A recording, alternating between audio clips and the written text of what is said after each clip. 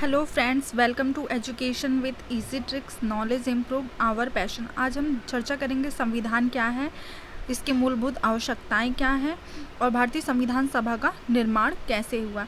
इससे पहले हमने संविधान से संबंधित इम्पोर्टेंट क्वेश्चन आंसर चर्चा किए थे, जो कि आपको प्लेलिस्ट में मिल जाएगा। तो अगर आप हमारे चैनल पर नए आए हैं तो प्लीज़ प्लेलिस्ट में जाएं और सभी वीडियोस को देख लें।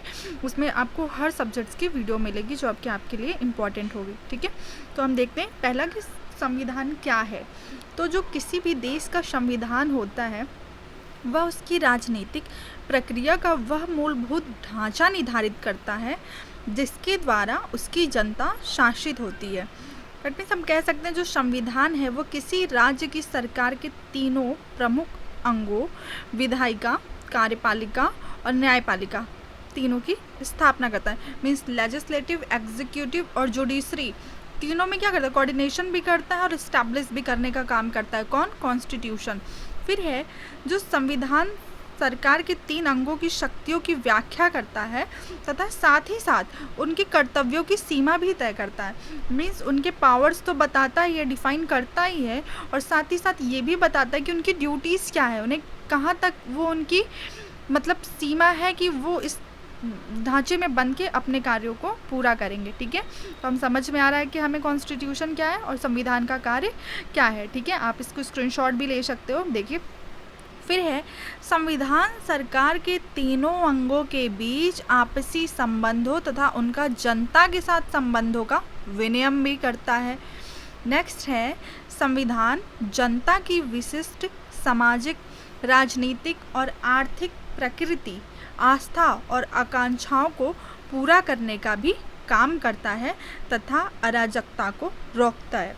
ठीक है, देखिए इसमें क्या है, बहुत इंपॉर्टेंट फीचर्स है। देखिए, ये विशिष्ट सामाजिक, राजनीतिक और आर्थिक प्रकृति, आस्था, आकांक्षा को पूरा करने का काम करता है, लेकिन अराजकता को रोकता है। ठीक है, हमें समझ में आ गया कि संविधान क्या है। अब हम देखते हैं इसकी आवश्यकता क्यों है। Why we necessity of constitution, हमें संविधान की आवश्यकता क्यों पड़ी।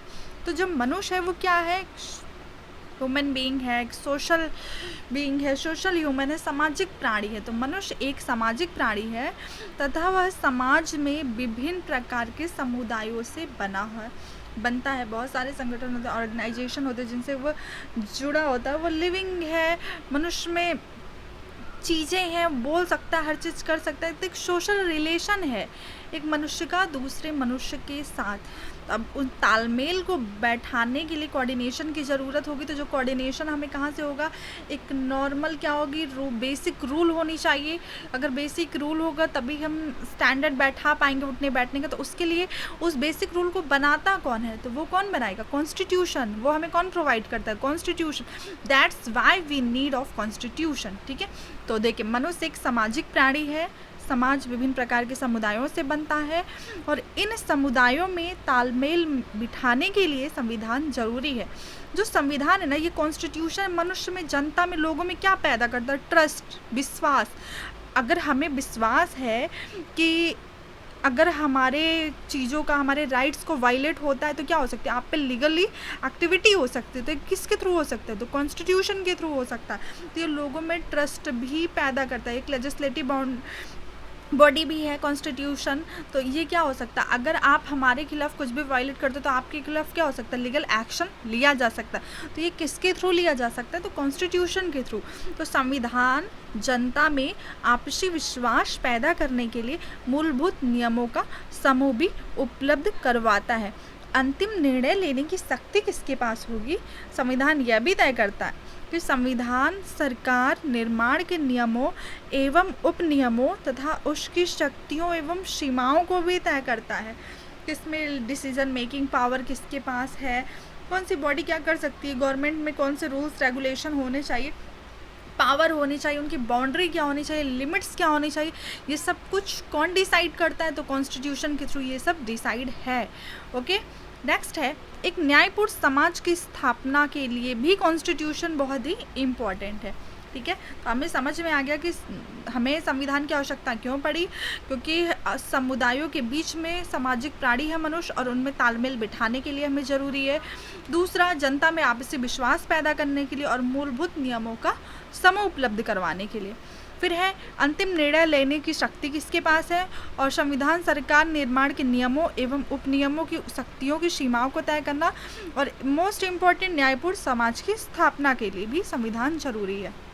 ठीक है, फिर नेक्स्ट देखते हैं भारतीय संविधान सभा का निर्माण कैसे हुआ। देखिए, अब जुलाई 1945 में इंग्लैंड में एक नई लेबर पार्टी सरकार सत्ता में आई, तब भारतीय संविधान सभा बनने का मार्ग खुला और जो वायसराय लॉर्ड वेवल थे इनकी पुष्टि की। ठीक है, और फिर कैबिनेट मिशन योजना के अनुसार संविधान निर्माण निकाय की सदस्य संख्या कितनी थी, 389, जो कि निर्धारित की गई थी, जिनमें से 292 प्रतिनिधि ब्रिटिश भारत के गवर्नरों के अधीन 11 प्रांतों से लिए गए थे, 4 प्रतिनिधि चीफ कमिश्नरों के और 4 प्रांत दिल्ली, अजमेर, मारवाड़, कुर्ग तथा ब्रिटिश बलूचिस्तान से और 93 प्रतिनिधि भारतीय रियासत से चुने जाने थे। अब ब्रिटिश प्रांत के प्रत्येक प्रांत को उनकी जनसंख्या के अनुपात में संविधान सभा में स्थान दिए गए। 10 लाख लोगों पे एक स्थान दिए गए थे और प्रत्येक प्रांतों की सीटों की 3 प्रमुख समुदायों मुसलमान, सिख एवं सामान्य में उनकी जनसंख्या के अनुपात में बांटा गया था।